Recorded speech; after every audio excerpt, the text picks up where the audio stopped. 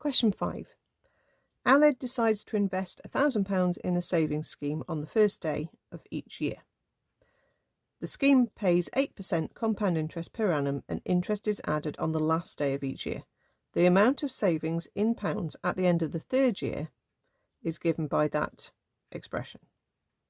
Calculate to the nearest pound the amount of savings at the end of 30 years.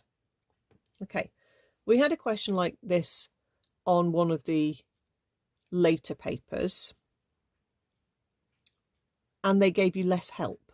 Okay, here they have actually given you the expression for the end of the third year, so you can just then deduce what the expression is going to look like for the end of 30 years. Okay, if he's carrying on putting £1,000 in fresh every year, and the existing money that's already then in there is building up interest, okay, you can work out this expression. Okay, but you don't need to. All we've got to do is just go for the end of 30 years. So this is the total amount at the end of 3 years, okay, and you would add these terms of these sequence together. Okay, so if your GP is 1,000 times 1.08 for the first term,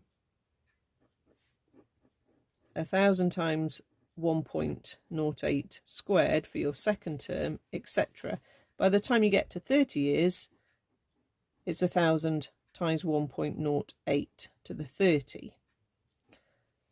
You don't need to think of AR to the power n minus 1, because the very first term has a 1.08 in, which is why the 30th term has a power 30. Okay, so your A is 1,000 times 1.08. It's not just 1,000. Your R is what you're multiplying by, which is another 1.08.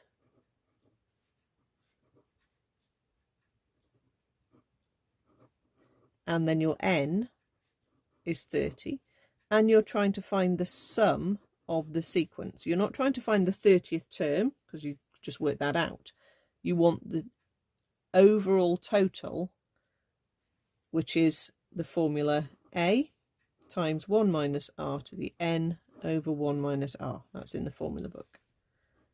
So it's 1,000 times 1.08 as the A, multiplied by 1 minus 1.08 to the 30, all over 1 minus 1.08.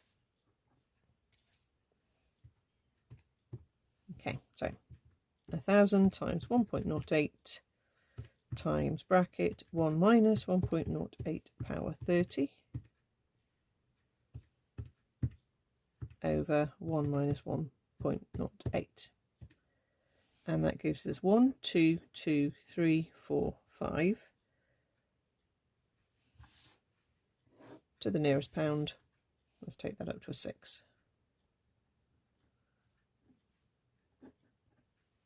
And there we are.